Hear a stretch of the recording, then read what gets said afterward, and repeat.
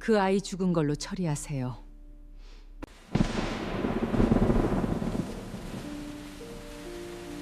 (30년) 전 태양건설 재벌가에서 쌍둥이로 갓 태어난 아들 하나가 기록에서 지워졌습니다. 아이는 하나만 남겨야 해. 그게 가문을 살리는 길이야. 그리고 그 아이는 이름도 흔적도 없이 사라졌습니다. 30년 후 태양건설 최종 면접장. 당신 인생을 바꾼 사건은 뭐죠? 제가 버려진 날입니다. 그 순간 재벌 딸의 손이 멈췄습니다. 지워진 아이와 남겨진 아이. 같은 날 태어난 두 사람의 운명은 왜 이렇게 엇갈려야 했을까요? 사연 시작 전 구독과 좋아요 눌러주시고 어디서 듣고 계신지 알려주세요. 그곳에 건강과 행복이 가득하시길 기원합니다. 1994년 늦가을이었습니다. 서울 외곽 야산자락 아래 자리한 태양건설 창업주의 자택. 한때는 그 동네에서 가장 높은 담장을 가진 집이었는데 돌담 위로 굵은 소나무가 기울어져 서 있었고 그 사이로 흘러내리는 빗줄기가 마당을 적시고 있었어요. 그날 밤 비가 쏟아졌습니다. 처마 끝에서 떨어지는 빗방울 소리가 유독 크게 들리던 밤이었고 집안에서는 분주한 발걸음 소리와 낮은 신음소리가 뒤섞이고 있었어요.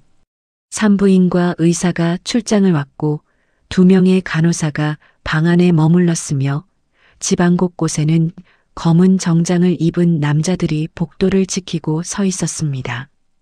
태양건설 대표이사의 며느리 최선영 씨가 오늘 밤 출산을 앞두고 있었어요. 그런데 그 집안에서 유일하게 조용한 사람이 있었습니다. 장옥분 여사. 태양건설의 실질적인 안주인이자 창업주 사후 회사 전체를 손에 쥐고 움직이는 사람이었어요. 그녀는 복도 끝 의자에 반듯하게 앉아 방문 너머의 소리에 귀를 기울이고 있었는데 기도하는 것도 걱정하는 것도 아니었습니다. 그저 계산하고 있었어요. 도대체 무엇을 계산하고 있었던 걸까요? 그녀는 가난한 집에서 태어났어요. 논한 떼기 없는 소장농의 딸이었습니다.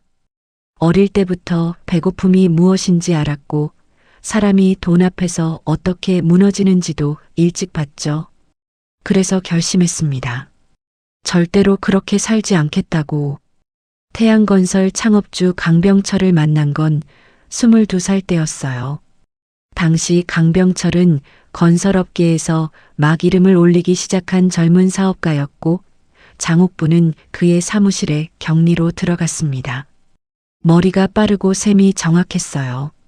무엇보다 눈치가 남달랐죠. 강병철은 그녀를 아내로 맞았어요. 주변에서는 의아하게 봤습니다.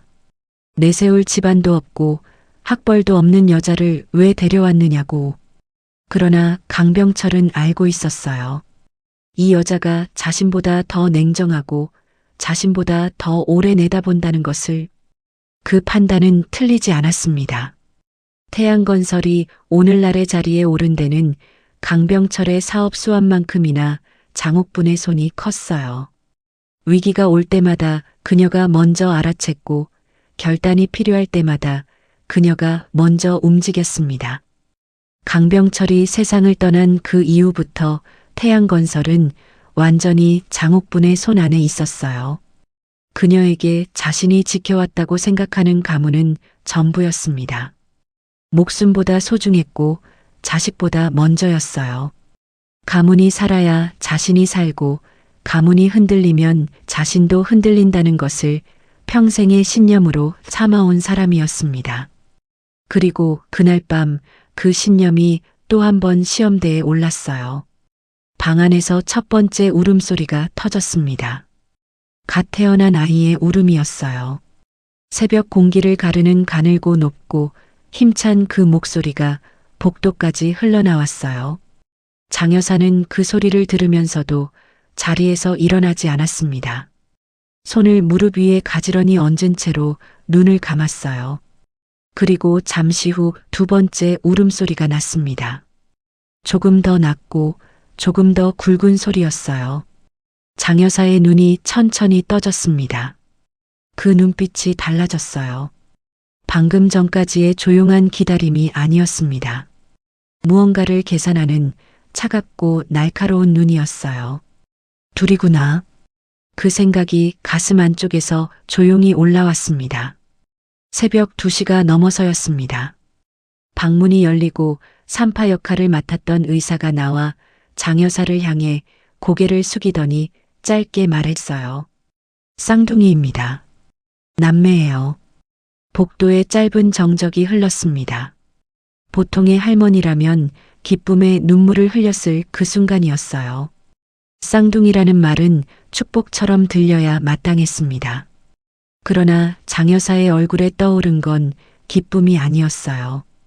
그녀는 천천히 일어나 주름 하나 없는 한복 자락을 손끝으로 매만지더니 아주 낮지만 또렷한 목소리로 말했습니다. 둘은 안 된다. 의사의 얼굴이 굳었어요. 의사 이름은 최동원, 나이 48이었습니다. 태양건설 쪽과 오래 거래해온 사람이었어요. 집안 경조사 때마다 불려왔고 그때마다 두툼한 봉투를 받았습니다. 그는 이 집이 어떤 집인지 알고 있었어요. 장옥분 여사가 어떤 사람인지도 알고 있었습니다. 그러나 이건 달랐어요. 갓 태어난 아이의 이야기였으니까요. 여사님, 지금 무슨 말씀을... 들었잖아. 장 여사의 목소리는 높아지지 않았어요. 오히려 더 낮아졌습니다. 그게 더 무서웠어요. 지금 이 집 상황이 어떤지 모르나? 세무조사가 들어왔고 내부에서는 이사들이 지분 싸움을 벌이고 있어. 이런 때에 상속자가 둘이면 이 가문은 끝이야. 상속자가 둘이면 재산이 쪼개지고 재산이 쪼개지면 권력이 흔들리고 권력이 흔들리면 그동안 쌓아온 모든 것이 한꺼번에 무너지죠. 장 여사는 그것을 뼛속 깊이 알고 있었습니다. 딸은 남긴다. 그 한마디가 떨어지자 복도에 있던 사람들이 눈을 마주치지 못했어요. 최동원은 잠시 말을 잃었습니다. 머릿속이 하얘지는 것 같았어요. 아이를 기록에서 지우라는 말이었어요. 살아있는 아이를 없는 아이로 만들라는 것이었습니다. 그 아이를 어떻게 하시려고요? 장 여사는 대답하지 않았어요. 대신 복도 끝에 서 있던 검은 정장의 남자에게 시선을 한 번 줬습니다. 그 남자가 조용히 고개를 끄덕였어요. 이미 준비가 되어 있었습니다. 그 소리가 방 안까지 들렸는지 이불 속에 지쳐 누워있던 최선영 씨가 몸을 일으키려 했습니다. 방금 두 아이를 낳은 몸이었어요. 온몸이 땀에 젖어 있었고 팔다리에 힘이 없었습니다. 그래도 일어서려 했어요. 두 아이의 울음소리를 들었을 때부터 선영 씨는 이미 알고 있었으니까요. 이 집에서 두 아이를 함께 지키는 게 얼마나 어려운 일인지를. 간호사가 말렸지만 선영 씨는 기어코 문가에서 장 여사를 바라봤어요. 눈에 눈물이 가득 고여 있었고 목소리도 손도 함께 떨렸습니다.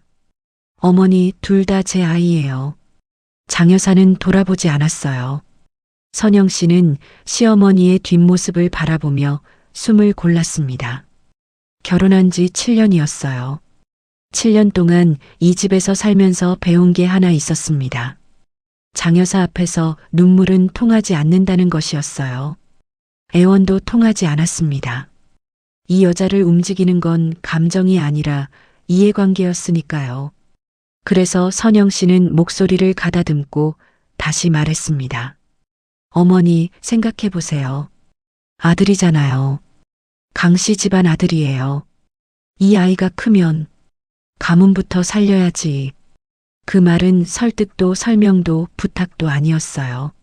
명령이었습니다. 이 집에서 장 여사의 말은 항상 그랬어요. 선영 씨는 그 자리에서 소리도 내지 못하고 울음을 삼켰습니다. 머릿속이 텅 비는 것 같았습니다.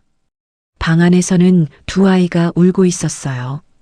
아직 세상이 무엇인지 모르는 두 아이가 나란히 울고 있었습니다. 그 울음소리가 문틈 사이로 새어나와 선영 씨의 가슴을 파고들었어요. 저 소리를 들으면서도 아무것도 할 수 없다는 게 선영 씨는 입술을 깨물었어요. 피 맛이 났습니다.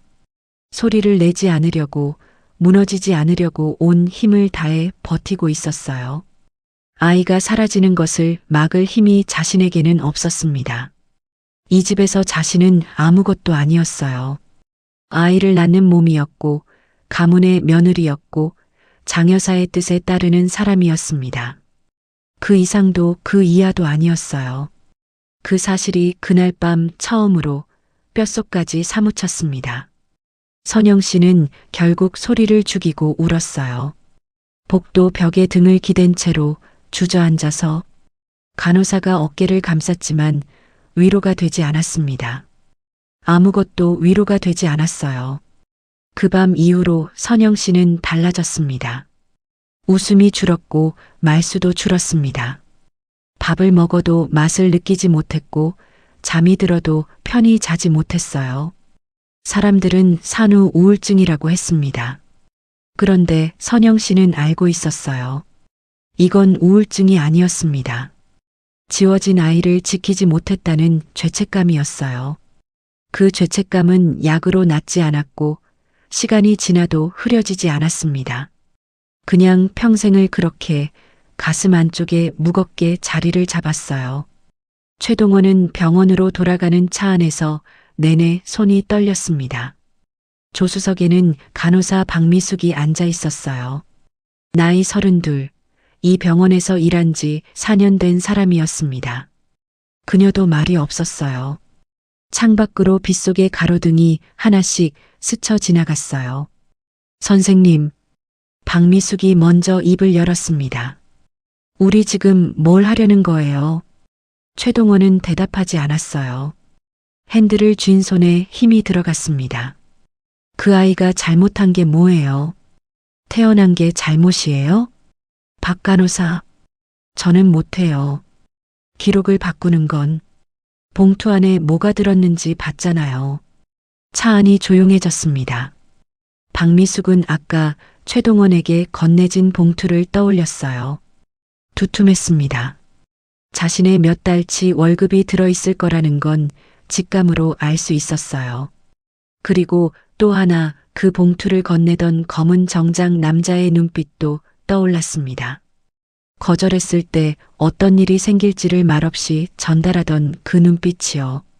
박미숙은 창밖으로 시선을 돌렸어요. 빗소리만 들렸습니다. 그날 밤 병원 기록이 바뀌었습니다.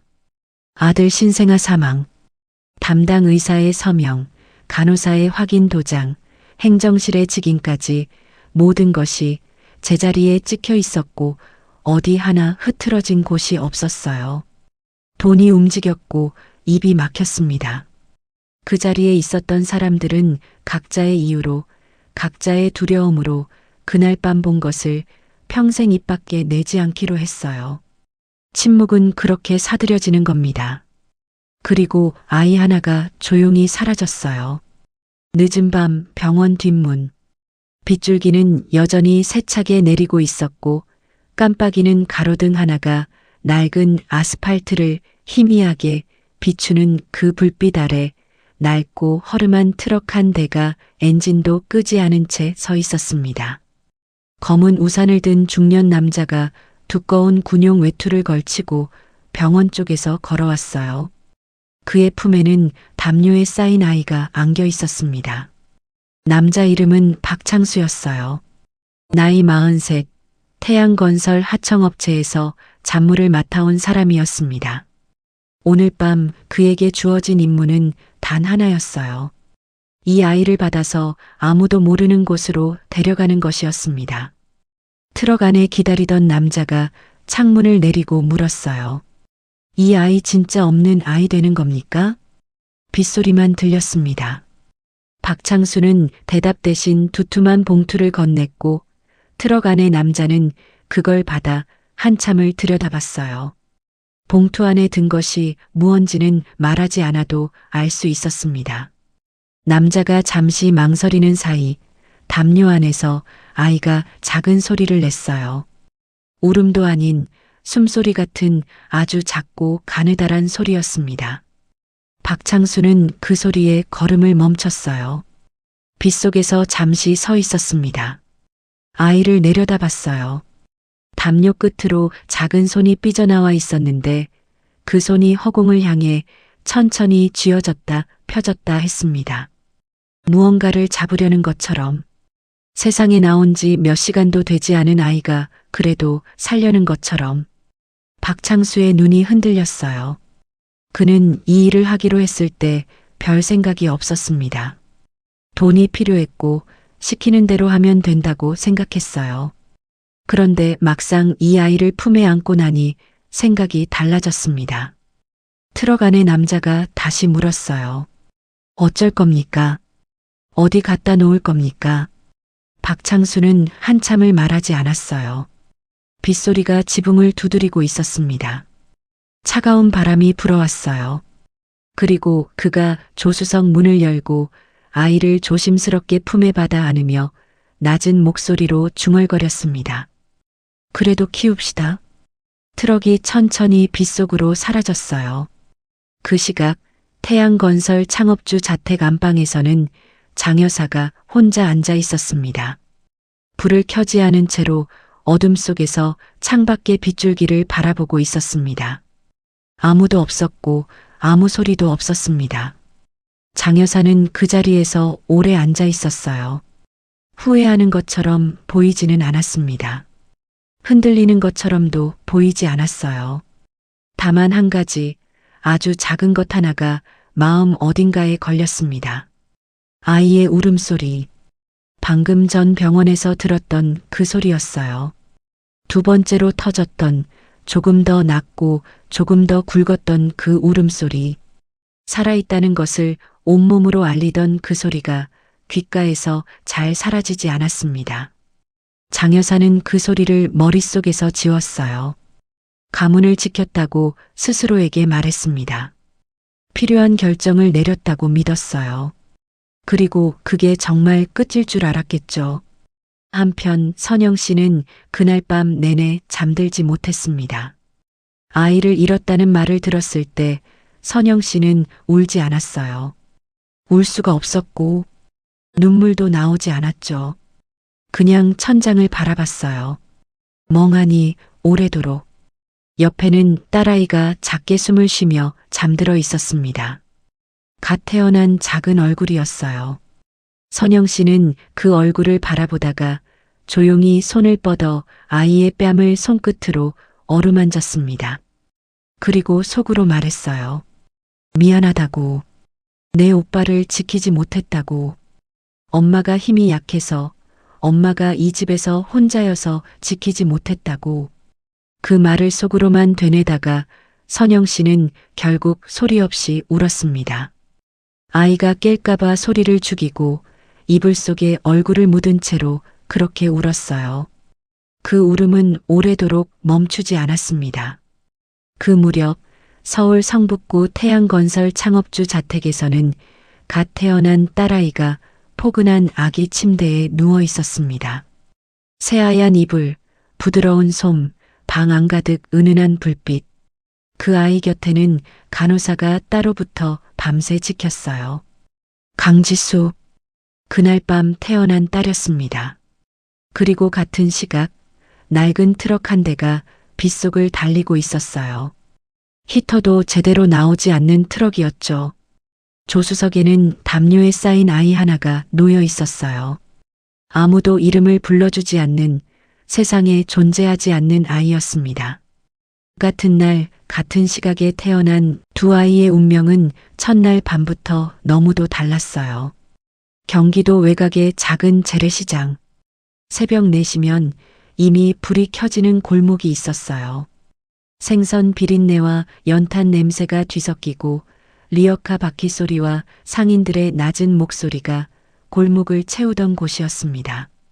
그 골목 한켠에 간판이 바래고 문틀이 습기에 불어 잘 열리지도 않는 허름한 국밥집이 있었는데 그래도 매일 새벽 그 문은 어김없이 열렸어요. 현우야, 불부터 켜라. 구석에서 쪼그리고 앉아있던 소년이 말없이 고개를 끄덕이고 가스밸브를 틀고 냄비를 걸었습니다. 강현우. 그때 나이 11살이었어요. 그 시각 서울 강남의 어느 초등학교에서는 강지수가 교복을 입고 등교하고 있었을 거예요. 기사가 운전하는 차를 타고 가방은 최신 브랜드였겠죠. 현우는 그런 세계가 있다는 것조차 몰랐습니다. 알 필요도 없었어요. 눈앞에 냄비가 있었고 해야 할 일이 있었으니까요. 국밥집 주인 박씨 아저씨는 그날 밤 빗속에서 트럭을 몰았던 바로 그 남자였습니다. 아이는 키웁시다 라고 중얼거렸던 그 남자가 약속을 지킨 거였습니다. 완벽하지는 않았지만 나름의 방식으로요. 현우라는 이름은 박씨 아저씨가 지어줬어요. 밝을 현, 넉넉할 우. 밝고 넉넉하게 살아라. 그게 전부였습니다. 호적도 없었고 출생신고도 없었어요. 세상 어디에도 강현우라는 사람은 존재하지 않았습니다. 학교를 보내려 했을 때였어요. 교무실에서 담당 선생님이 서류를 들여다보다 당황한 표정으로 말했습니다. 출생신고가 안 되어 있으면 입학이 어렵습니다. 그 한마디로 현우는 2해를 기다려야 했어요. 어른들이 이리 뛰고 저리 뛰어가며 서류를 만드는 동안 현우는 시장 골목에서 국밥 냄비를 젓고 새벽에 채소를 다듬으며 시간을 보냈습니다. 또래 아이들이 책가방을 메고 뛰어다닐 때 현우는 리어카를 끌었어요.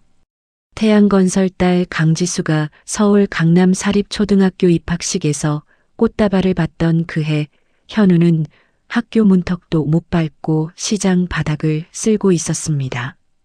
현우는 이상한 아이였어요. 학교를 늦게 들어갔음에도 수업을 따라가는데 어려움이 없었고 한 번 본 것은 잘 잊지 않았으며 공간을 보는 눈이 남달랐죠. 어느 날 오후 시장 근처 도로변에서 공사가 한창이었어요. 현우는 학교를 마치고 그 앞을 지나다가 발걸음을 멈췄습니다. 공사 중인 3층짜리 건물 골조였는데 인부들이 분주하게 움직이고 포클레인 소리가 요란하게 울리는 중에도 현우는 그 골조를 한참 바라봤어요. 가설 지지대의 각도가 살짝 틀어져 있었고 하중을 받아야 할 중심 기둥 쪽이 뭔가 불안하게 보였습니다. 현우가 인부 아저씨에게 다가가 말했어요. 저기 3번 기둥 쪽 조금 위험해 보이는데요. 인부가 현우를 내려다보다가 픽 웃었습니다. 야, 꼬맹이가 뭘 안다고. 현우는 더 말하지 않고 돌아섰어요. 어차피 들어주지 않을 거라는 걸 알았으니까요. 사흘 뒤 그 골조의 일부가 무너졌습니다. 다행히 인부들이 자리를 비운 이른 아침이었고 크게 다친 사람은 없었지만 그날 이후 시장 사람들 사이에서 현우는 조금 달라 보이기 시작했어요. 저의 뭔가 보는 게 다른 것 같아. 중학교에 입학해서도 현우의 사정은 달라지지 않았습니다. 강지수가 서울 명문 사립중학교에 다니며 과외 선생님 서너 명을 두고 공부하던 그 시절 현우에게는 과외는커녕 참고서 한 권 새 것으로 사는 것도 쉽지 않았어요. 교복도 선배에게 물려받은 것이었고 소풍날 도시락은 싸가지 못한 날이 더 많았습니다. 그런데 현우가 중학교 1학년이 되던 해 가을 박씨 아저씨가 쓰러졌어요. 뇌혈관 문제였습니다. 그 뒤로 몸 오른쪽이 예전 같지 않았어요. 손이 떨렸고 오래 서 있으면 다리가 풀렸습니다. 국밥집을 혼자 운영하기 어려워졌어요. 그때 현우의 나이 13살이었습니다. 또래 아이들이 학교 끝나고 분식집에서 떡볶이를 먹으며 수다를 떨던 그 나이에 현우는 육수를 끓이고 설거지통에 손을 담갔어요. 아저씨 대신 장을 받고 아저씨 대신 무거운 육수통을 날랐죠. 손이 틀 정도로 차가운 물에 손을 담가 그릇을 닦는 날이 많았어요. 그래도 한 번도 싫다는 말을 하지 않았습니다. 설거지, 장보기, 육수 끓이기, 테이블 닦기, 마감 정리 혼자 다 했어요. 아저씨는 앉아서 계산 보는 일만 겨우 할 수 있었고 현우가 나머지를 전부 맡아야 했습니다. 방학이 되면 하루 종일 국밥집에 있어야 했고요. 하지만 박씨 아저씨가 성치 않은 몸으로 겨우겨우 꾸려가는 국밥집엔 손님이 점점 줄어 그마저도 문을 닫아야 했습니다. 고등학교에 올라가서도 사정은 나아지지 않았어요. 대학 입시 준비도 혼자 해야 했습니다. 친구들이 인터넷 강의를 듣고 학원을 다니는 동안 현우는 혼자 교과서를 몇 번이고 다시 읽었죠. 그래도 성적은 나쁘지 않았지만 좋은 대학은 갈 수가 없었습니다. 입학금도 등록금도 없었으니까요. 결국 선택한 곳이 장학금을 지원해주는 지방 야간대학 건축공학과였습니다. 낮에는 건설 현장에서 일하고 밤에는 학교에 다녔어요. 현장에서 번 돈으로 고시원 방세를 내고 아저씨 병원비와 생활비도 보태드려야 했지요. 어느 날 새벽 현장 일을 마치고 고시원 작은 방으로 돌아오는 길이었습니다. 버스 안에서 현우는 잠깐 졸았어요. 그게 그날 처음으로 눈을 감은 순간이었습니다. 그 전날 새벽 4시에 일어나 현장에 나갔으니 이미 20시간 가까이 움직인 뒤였지요. 버스 창밖으로 새벽에 희미한 불빛이 흘러갔습니다. 박씨 아저씨는 성실한 사람이었지만 형편이 넉넉한 사람은 아니었어요. 그래도 국밥집을 할 땐 밥 먹고 사는 게 크게 힘들진 않았습니다. 하지만 아프고 나서 국밥집 문을 닫게 된 이후로는 어린 현우가 가장 노릇을 해야 했지요. 그래도 현우는 한 번도 아저씨를 원망하지 않았어요. 이 세상에서 자신을 거둬준 유일한 사람이었으니까요. 현우는 건축 공부는 좋아했습니다. 그냥 좋았어요.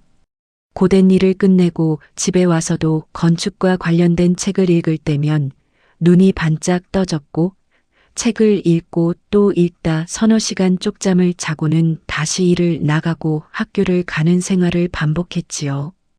혼자 몸을 겨우 누일 수 있는 작은 고시원 방에서 한겨울에는 발이 시렸고 여름에는 비 오듯 땀이 흘렀지만 현우는 책에서 손을 놓지 않았어요. 그러자 어느 순간부터 보이기 시작했습니다. 건물이 어떻게 서 있는지, 어디에 힘이 쏠리는지, 어디가 먼저 무너질지 눈으로 보이는 게 아니라 감각으로 그냥 느껴졌어요. 현우가 22살이던 해 찬바람이 뼛속까지 파고드는 늦은 밤이었습니다. 하늘에서는 눈도 비도 아닌 것이 추적추적 내리고 있었어요. 박씨 아저씨가 한쪽 구석에서 혼자 소주를 마시고 있었습니다. 본래 술을 즐기지 않는 사람이었는데 술잔을 들어올리는 손이 조금 떨렸어요. 현우는 아무 말 없이 맞은편에 앉았습니다. 한참이 지나서 박씨 아저씨가 중얼거렸어요. 너 진짜 부모가 누군지 아냐? 밥그릇을 치우려던 현우의 손이 그대로 굳었습니다. 박씨 아저씨는 더 말하지 않고 소주잔을 바닥에 내려놓은 채 잠든 척을 했어요. 그날 밤 현우는 잠을 자지 못했습니다. 좁은 다락방 이불 속에서 눈을 뜬 채 천장을 바라봤어요. 다락방이라고는 했지만 사실 창고를 개조한 공간이었습니다. 겨울이면 외풍이 들어왔고 여름이면 열기가 빠지지 않았지만 현우는 그 공간이 싫지 않았습니다. 비 오는 밤이면 어릴 때부터 이상하게 마음이 무거워졌는데 그날 밤은 유독 더 무거웠습니다. 진짜 부모. 그 말이 머릿속에서 떠나지 않았어요. 현우는 그때까지 그걸 깊이 생각하지 않으려 했습니다. 이름도 기록도 뿌리도 없는 사람이 뿌리를 캔다는 게 너무 허망하게 느껴졌으니까요. 그런데 그날 밤부터 마음속에 처음으로 질문이 생겼어요. 나는 어디서 온 거지? 한번 생긴 그 질문은 지워지지 않았습니다. 날이 갈수록 조용히 그러나 끈질기게 커졌어요. 현우가 25이 되던 해봄 박씨 아저씨가 갑자기 세상을 떠났습니다. 장례를 치르고 나서 현우는 며칠을 멍하니 그냥 보냈습니다. 밥을 먹었는지 안 먹었는지도 몰랐어요. 세상에 자신의 이름을 불러주는 단 한 명이었는데 그마저도 이제 없었습니다. 현우라는 이름은 있었지만 그를 알아주는 사람이 없는 세상에서 그 이름은 그냥 빈소리였어요.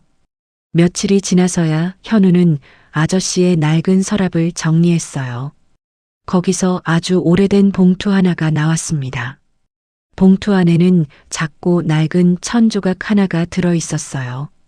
손바닥만 한 크기였는데 한때는 흰색이었을 것 같은데 세월에 누렇게 바랬고 가장자리는 실이 풀려 있었습니다. 그런데 그 천조각 한가운데에 작은 글씨가 수놓아져 있었어요. 태양건설 강씨 문중자재. 현우는 그 천조각을 손바닥에 올려두고 한참을 바라봤습니다. 손이 떨렸어요. 이걸 수놓은 사람이 누구인지, 왜 이게 여기에 있는 건지 현우는 알 수 없었습니다. 박씨 아저씨는 30년 동안 이걸 버리지 않았어요. 말은 못했지만 언젠가 현우가 알아야 할 날이 올 거라고 생각했던 걸까요? 그래서 이렇게 남겨둔 걸까요? 현우는 그 메모지를 오래 바라봤습니다. 손이 약간 떨렸어요. 태양건설은 건설업계에서 모르는 사람이 없는 대형 회사였습니다. 서울 곳곳에 그 이름이 박힌 건물들이 올라가 있었고 업계 잡지에도 자주 등장했어요. 현우는 그 이름을 알고 있었습니다. 현장에서 일하면서 여러 번 들었으니까요. 돈도 있고 힘도 있는 회사라고, 그쪽 일 한번 따내면 몇 년은 먹고 산다고 인부들이 부러워하던 이름이었어요. 그런데 왜 그 이름이 여기에 있을까요? 그리고 또 하나 강씨 문중. 현우는 그 두 글자에서 눈을 떼지 못했어요. 자신의 성이 강씨였으니까요. 박씨 아저씨가 지어준 이름이 강현우였고 왜 하필 강씨인지 한 번도 물어본 적이 없었는데 이제야 그 이유가 어렴풋이 보이는 것 같았습니다. 아저씨는 분명히 알고 있었던 거예요. 이 아이가 강씨 집안에서 왔다는 것을. 혹시 나를 버린 사람들이 태양건설 강씨 문중인 건 아닐까? 그 생각이 한 번 들자 머릿속에서 떠나지 않았어요. 우연일 수도 있고 아닐 수도 있었지요. 확인할 방법도 없었어요. 그런데 이상하게 그냥 넘기기가 어려웠습니다. 현우는 잠시 눈을 감았다가 천천히 결심을 내렸어요. 직접 찾아가겠다. 눈으로 보고 직접 확인하겠다. 마침 태양건설 채용 공고가 나 있었어요. 구조 전문 인력 특별 채용. 현우는 이력서를 썼습니다. 학벌은 지방 야간 대학이었고 경력은 중소 건설 현장 몇 군데가 전부였어요. 스펙만 보면 서류 탈락이 당연한 지원서였지만 현우는 개의치 않았습니다. 서류를 통과해야 면접장에 들어갈 수 있고 면접장에 들어가야 그 집 사람들의 얼굴을 볼 수 있었으니까요. 이력서를 쓰면서 현우는 잠깐 멈췄어요. 가족관계란이었습니다. 빈칸이었어요. 쓸 수 있는 이름이 없었습니다. 박창수? 박씨 아저씨의 이름을 적었다가 지웠어요. 이제 이 세상에 없는 사람이었으니까요. 결국 그 칸은 비워뒀습니다. 그렇게 현우는 자신이 지워진 곳으로 스스로 걸어 들어갔습니다. 태양건설 본사는 서울 도심 한복판에 서 있었습니다. 지상 23층, 유리와 철골로 올라간 건물. 입구 정면에는 금속 레터링으로 태양건설이라는 네 글자가 박혀 있었고 로비 안쪽으로는 대리석 바닥이 끝없이 펼쳐져 있었어요. 건물 자체가 하나의 선언문 같았습니다. 우리는 이만큼 쌓았다. 이만큼 높이 올라왔다느니. 그 건물 14층 회의실. 최종 면접이 한창이었습니다. 긴 테이블 한쪽에는 임원 3명이 자리를 잡고 있었어요. 그리고 테이블 정중앙 가장 많은 서류를 앞에 두고 앉아 있는 사람이 있었습니다. 강지수, 32살, 태양건설 전략이사. 이 나이에 이 자리에 올라선 사람이라면 어지간한 배경이 있거나 어지간한 실력이 있거나 둘 중 하나죠. 강지수는 둘 다였습니다. 그러나 사내에서 그녀를 두려워하는 건 배경 때문이 아니었어요. 그녀의 눈 때문이었습니다. 한번 훑으면 다 보인다는 그 눈. 흐트러진 것, 감추려는 것, 포장된 것, 그 눈앞에서는 오래 버티기 어려웠어요. 오전 면접이 끝나갈 무렵이었습니다. 다음 지원자 강현우 씨. 비서가 문을 열었습니다. 느리지도 빠르지도 않은 일정한 박자의 발소리가 복도에서부터 들려왔어요. 그 남자가 들어왔습니다. 키는 보통이었고 오래 입은 것 같은 짙은 남색 정장에 매끄럽지 않게 다려진 셔츠 차림이었는데 화려하지도 초라하지도 않은 그냥 오랜 시간을 묵묵히 버텨온 사람에게서 풍기는 특유의 단단함 같은 게 있었어요. 강지수의 시선이 그 남자의 얼굴에 닿는 순간 굳었습니다. 눈매의 각도, 코의 선, 입술이 다물어지는 방식까지 어디선가 본 얼굴이었어요. 아니, 정확히는 매일 거울에서 보던 자신의 얼굴과 너무 닮아 있었습니다. 남자의 얼굴이었고 분위기도 달랐지만 그 윤곽이 만들어내는 인상이 지수 자신의 것과 묘하게 겹쳐졌어요. 이상했습니다. 말이 되지 않았어요. 그런데 눈을 떼기가 어려웠습니다. 지수는 황급히 시선을 이력서로 내렸어요. 강현우, 32세, 지방야간대학 건축공학과, 중소건설 현장 구조팀 5년. 스펙만 보면 이 자리에 어울리지 않는 지원자였습니다. 애초에 서류를 왜 통과시켰는지 인사팀에서도 의견이 갈렸을 거예요. 그런데 이력서 맨 끝 자기소개서 마지막 문장이 눈에 걸렸어요. 저는 건물이 무너지기 전에 어디가 먼저 흔들리는지 보입니다. 면접이 시작됐습니다. 임원 한 명이 첫 질문을 던졌어요. 이번 프로젝트 구조 개선안 보고서 보니 비용이 15% 증가하던데 설명해 보세요. 현우가 자리에서 앉은 채 천천히 말을 꺼냈습니다. 지금 쓰는 공법은 초기 비용이 낮지만 건물 수명이 25년을 넘기면서부터 유지보수 비용이 기하급수적으로 올라간다고 했어요. 15% 더 쓰면 이후 10년간 유지비가 절반으로 줄고 안전 이슈로 인한 공사 중단 리스크도 사라진다고 했습니다. 막힘이 없었어요. 임원들이 눈을 마주쳤습니다. 서류는 형편없는 스펙인데 입을 열면 달랐어요. 지수가 끼어들었습니다. 근거는요? 수치로 말씀해 보세요. 현우는 잠깐 멈췄어요. 그리고 또렷하게 말했습니다. 사람이 오래 쓰는 건물은 처음이 아니라 시간이 지난 다음에 평가됩니다. 지금 제가 드린 수치는 국토부 장기 유지비 데이터 기반이에요. 자료 드릴 수 있습니다. 지수의 볼펜을 돌리던 손이 그대로 굳었습니다. 그 말이 어디선가 들은 것 같았어요. 아주 오래전 기억의 어느 구석에서 분명히 한 번은 들었던 말인데 어디서인지 언제인지는 도무지 떠오르지 않았습니다. 기억이 잘못된 건지 아니면 이 사람이 무언가 알고 들어온 건지 지수는 시선을 이력서로 내리며 조용히 생각했어요. 마지막 질문 순서였습니다. 임원 한 명이 의례적으로 물었어요. 당신 인생을 바꾼 사건이 있다면요? 짧은 침묵이 흘렀습니다. 현우는 시선을 테이블 위 어딘가에 고정한 채 천천히 말했어요. 제가 버려진 날입니다. 회의실이 조용해졌습니다. 임원 한 명이 자세를 고쳐 앉았고 지수는 움직이지 않고 그냥 들었어요. 현우가 계속 말했습니다. 태어나자마자요. 정확히 어떤 상황이었는지는 아직 모릅니다. 기록이 없어서요. 그런데 그게 오히려 저를 만든 것 같습니다. 없는 것을 없는 대로 살아온 시간이 지금의 저를 만들었으니까요. 덤덤했어요. 슬프게 말하지 않았고 동정을 구하는 목소리도 아니었습니다. 그냥 사실을 사실로 말하는 오래 씹어서 삭혀버린 사람의 말투였어요. 지수의 심장이 이상하게 뛰기 시작했습니다. 연민은 아니었어요.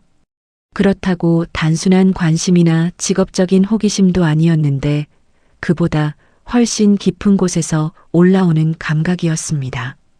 오래전부터 잊고 있던 무언가가 건드려지는 것 같은 묘하고도 불편한 울림이었어요. 면접이 끝났습니다. 현우가 일어나 고개를 숙이고 회의실 문을 향해 걸었어요. 그 뒷모습을 지수는 끝까지 눈으로 쫓았습니다. 문이 닫히고 임원 한 명이 말했습니다. 스펙은 아쉽지만 실무 감각은 확실하네요. 지수는 대답하지 않았어요. 이력서 맨 위에 적힌 이름을 다시 한번 내려다봤습니다. 강현우, 그리고 자신의 이름, 강지수. 두 이름이 나란히 놓인 것을 보는 순간 아주 짧게 이상한 느낌이 스쳤어요. 지수는 서류를 덮었습니다. 그리고 다음 일정으로 넘어갔어요. 그러나 그 이름은 머릿속에서 쉽게 지워지지 않았습니다. 한편 그날 오후 지수의 아버지 강태주는 서울 외곽의 요양병원 침대에 누워 있었습니다. 창밖으로 늦가을 햇살이 흘러들어오고 있었어요. 태양건설 대표이사라는 직함은 여전히 명함에 남아 있었지만 그 사람 본인은 이미 몇 년째 그 자리를 지킬 수가 없었습니다. 신부 전, 심장이 약해지기 시작한 건 10년도 더 전의 일이었어요. 2008년 무리하게 밀어붙인 해외 개발 사업이 수백억의 손실을 남기며 무너졌을 때 그 충격이 시작이었습니다. 그때 장 여사가 태준의 결재권을 조용하지만 완벽하게 박탈했어요. 이사회를 장악한 장 여사 앞에서 태준은 아무것도 할 수 없었습니다. 원칙대로 하려 했지만 정치를 몰랐고 사람을 모으려 했지만 때는 이미 늦었어요. 그리고 그보다 더 오래된 죄가 있었습니다. 30년 전 비가 오던 그날 밤 어머니가 복도를 막아섰을 때 태주는 그냥 물러섰어요. 아내의 방에 들어가지 않았고 아이의 울음소리가 들렸을 때도 그저 눈을 감았습니다. 그게 평생 심장을 갉아먹었어요. 죄책감이란 건 당장은 묻을 수 있어요. 바쁘면 잊히고 세월이 가면 흐려지기도 하지만 완전히 사라지진 않아요. 몸 어딘가에 조용히 가라앉아서 오랫동안 그 사람을 먹어갑니다. 강태준의 심장이 그랬습니다. 병원 창밖으로 늦가을 바람이 지나갔어요. 나뭇잎 하나가 유리창에 잠깐 붙었다가 떨어졌습니다. 태준은 그걸 바라보다가 눈을 감았어요. 면접이 끝난 뒤에도 강지수는 한동안 자리를 뜨지 않았습니다. 임원들은 하나둘 회의실을 빠져나갔고 비서가 다음 일정을 알리러 들어왔다가 조용히 다시 나갔어요. 지수는 그 사이에도 이력서 한 장을 손에 들고 테이블 끝에 앉아 있었습니다. 강현우, 32세. 이름을 다시 한번 소리 없이 읽었어요. 스펙 자체는 문제가 없었습니다. 오히려 현장 경험은 탄탄했어요. 그런데 이상하게도 지수의 머릿속에서 걸리는 건 스펙이 아니었습니다. 그 남자의 얼굴이었어요. 면접 내내 눈을 떼기가 어려웠는데 이유를 말로 설명하기가 어려웠습니다. 남자의 얼굴이었고 분위기도 달랐지만 그 윤곽이 자꾸 자신의 얼굴과 겹쳐졌어요. 거울 속에서 보던 눈매의 각도, 코의 선, 비슷하다는 말로는 부족했습니다. 닮아도 너무 닮았어요. 그리고 그 남자가 마지막에 했던 말. 태어나자마자 버려졌다는 그 말도 면접이 끝난 뒤에도 조용히 귓가에서 떠나지 않았어요. 지수는 이력서를 덮고 일어섰습니다. 우연이겠지라고 스스로에게 말했어요. 처음 본 사람한테 닮았다고 느끼는 건 착각일 수 있고 그 말이 귓가에 남는 건 면접 답변이 인상적이었을 뿐이라고 그렇게 정리하려 했습니다. 그런데 엘리베이터 버튼을 누르는 순간 문득 이런 생각이 들었어요. 확인해 보면 되지 않나? 사흘 뒤 지수는 인사팀을 통하지 않고 직접 현우에게 연락을 넣었습니다. 합격 통보가 아니었어요. 현장 테스트였습니다. 구조 전문 인력 채용 시 실무 적격 여부를 현장에서 직접 검증한다는 명목이었는데 사실 태양건설에서 그런 절차가 있었던 건 아니었어요. 지수가 그 자리에서 만들어낸 과정이었습니다. 형식은 평가였지만 실질은 확인이었어요. 이 사람이 누구인지 두 눈으로 직접 보겠다는 것이었습니다. 현장은 서울 서북쪽 외곽에 짓고 있는 복합문화시설이었어요. 지상 11층 규모의 지하 3층, 기초공사가 마무리되고 골조를 올리는 단계였습니다. 현장 소장은 20년 경력의 베테랑이었고 인부들도 대부분 이 바닥에서 오래 굴러온 사람들이었어요. 지수가 현장에 들어서자 헬멧을 쓴 현우가 이미 도면을 들고 서 있었습니다. 두 사람은 간단히 인사를 나눴어요. 현우는 말이 많지 않았고 지수도 굳이 말을 늘리지 않았습니다. 현장 소장이 현우를 안내하며 골조 쪽으로 걸어갔어요. 지수는 조금 뒤에서 따라가며 지켜봤습니다. 현우는 도면과 실제 구조물을 번갈아 보며 천천히 걸었어요. 서두르지 않았습니다. 보통 사람들이 그냥 지나치는 지점에서 멈추고 기둥 하나를 손으로 짚어보고 바닥에 깔린 철근 배열을 한참 들여다봤어요. 그리고 얼마 지나지 않아서 입을 열었습니다. 3번 라인 하중이 쏠리고 있어요. 현장 소장이 고개를 돌렸습니다. 문제 없습니다. 설계대로 올라가고 있어요. 현우는 반박하지 않았어요. 그냥 그 자리에 서서 한 번 더 구조를 훑어보고 조용히 고개를 끄덕이고 걸음을 옮겼습니다. 지수는 그 모습을 지켜보면서도 아무 말하지 않았어요. 그날 저녁 지수는 사무실로 돌아와 해당 구역 도면을 다시 펼쳤습니다. 3번 라인. 손가락으로 짚어가며 하중 분산 경로를 따라갔어요. 설계 수치를 다시 계산했고 실제 골조 사진과 대조했습니다. 그리고 손이 멈췄어요. 현우 말이 맞았습니다. 3번 라인 쪽 기초 앵커 간격이 설계도와 미묘하게 달랐고 그게 상층부로 올라가면서 하중 분산의 불균형을 만들고 있었어요. 당장은 티가 나지 않지만 5층 이상 골조가 올라가면 분명히 문제가 될 부분이었습니다. 지수는 도면을 덮으며 의자에 등을 기댔어요. 이런 사람은 처음이었습니다. 도면만 보고 파악하는 게 아니라 현장에 서서 몸으로 느끼는 사람. 학교에서 배운 게 아니라 직접 부딪히며 몸에 쌓인 감각 그건 가르쳐서 되는 게 아니었어요. 지수는 천장을 올려다보다가 조용히 중얼거렸습니다. 어디서 온 사람이지? 그 다음 날 아침 지수는 인사팀에 지시를 내렸어요. 강현우 합격 처리, 구조팀 배치. 인사팀장이 잠깐 머뭇거렸습니다. 스펙 대비 파격적인 결정이었으니까요. 지수는 짧게 말했어요. 현장이 증명했어요. 더 이상의 설명은 없었습니다. 그러나 지수 스스로도 알고 있었어요. 이건 단순히 실력 때문만은 아니었다는 것을. 확인해야 할 게 있었고 그러려면 이 사람이 가까이 있어야 했습니다. 왜 낯설지 않은지, 왜 그 말이 귓가에서 떠나지 않는지, 왜 처음 보는 얼굴인데 어딘가 익숙한 느낌이 드는지 그 대답을 찾아야 했어요. 아직은 그것이 무엇인지 알지 못한 채로 강현우가 태양건설 구조팀에 합류한 지 2달이 지났습니다. 현장에서 그의 존재는 조용하지만 뚜렷했어요. 말이 많지 않았고 나서는 법도 없었지만 그가 한번 입을 열면 팀 전체가 멈추는 일이 잦아졌습니다. 틀린 적이 없었으니까요. 도면 검토 회의에서 베테랑 과장이 놓친 수치를 집어냈고 외부 용역 업체가 제출한 구조안전 보고서의 허점을 단 한 번 읽고 찾아냈어요. 소문은 조용히 퍼졌습니다. 저 사람 어디서 굴러온 거야? 스펙은 별로라던데 현장에서는 다르다더라.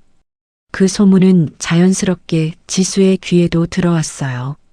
지수는 그 무렵 혼자 조용히 움직이고 있었습니다. 외부 조사팀에 의뢰한 건 지수가 현우와 처음 마주친 지 일주일이 지난 뒤였어요. 공식 루트가 아니었습니다.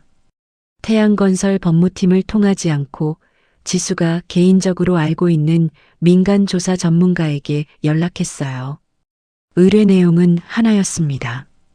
강현우라는 인물의 출생 전후 기록, 가능한 범위까지 추적해달라는 것이었어요. 왜 그 의뢰를 했는지 지수는 스스로도 명확하게 설명할 수 없었어요. 그냥 봐야 할 것 같았습니다. 무언가 있다는 느낌이 계속 지워지지 않았으니까요. 열흘 뒤 조사원이 사무실로 찾아왔습니다. 지수는 자리에서 일어나 문을 잠갔어요. 조사원이 펼쳐놓은 서류는 두툼했지만 결정적인 내용은 몇 줄이면 충분했습니다. 강현우의 출생 관련 기록은 그가 3살이 되던 해부터 시작됐어요. 그 이전은 없었습니다. 출생신고 자체가 늦었고 신고자는 생부모가 아닌 박 씨 성을 가진 남성이었으며 관계란에는 보호자라고만 적혀 있었어요. 지수가 조사원에게 물었습니다. 출생 자체 기록은 없어요? 조사원이 잠시 망설이다가 다른 서류를 꺼냈어요. 그게 그가 말을 고르며 서류를 펼쳤습니다. 해당 날짜 전후로 한 병원 기록을 추적했는데 이상한 부분이 있었습니다. 지수는 몸을 앞으로 기울였어요. 신생아 사망 기록 하나가 비어 있었습니다. 해당 날짜, 해당 병원, 삭제 흔적이 있어요. 지수의 눈이 굳었습니다. 그리고 조사원이 잠시 멈췄어요. 그날 같은 병원에서 쌍둥이 출산 기록이 있습니다. 회의실에 아무 소리도 없었어요. 지수는 그 말을 듣는 순간 무언가가 가슴 한복판을 세게 치고 지나가는 것을 느꼈습니다. 숨을 한번 고르고 서류를 천천히 내려다봤어요. 손끝이 차가워졌습니다. 쌍둥이. 그 단어가 머릿속에서 잘 흩어지지 않았어요. 조사원이 돌아가고 나서 지수는 한동안 그 자리에 앉아 있었습니다. 창밖으로 서울 야경이 펼쳐져 있었어요. 불빛이 가득한 도시였는데 그날따라 유독 멀게 느껴졌습니다. 기억 하나가 떠올랐어요. 지수가 8살이던 해였습니다.